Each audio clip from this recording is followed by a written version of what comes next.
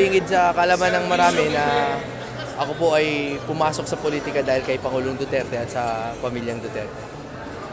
Higit po sa lahat yung shared beliefs ko with PDP, lalo na in theism and humanism. Talagang yan ang core principles ng PDP. Talagang yan ay nagre-resonate sa akin. But mostly it's because I believe that birds of the same feather should flock together. Are you gearing para sa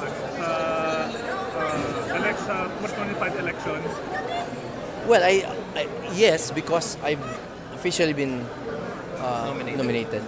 But that goes through a very democratic process sa PDP Laban. Kasi po dito talagang one of the key traits ng PDP Laban is decision by majority. So I'll go with the will of the party. Did you express your intention, sir, or sila mismo yung nag-nominate sa inyo? I think it's a little bit of both. I have always expressed to the PDP and to the former president yung aking pong pagnanais na magsilbi in an elective position. Pero yung recent na concrete na mga plano, nanggaling na po sa ibang mga kapartido ko, sila po yung nag-initiate.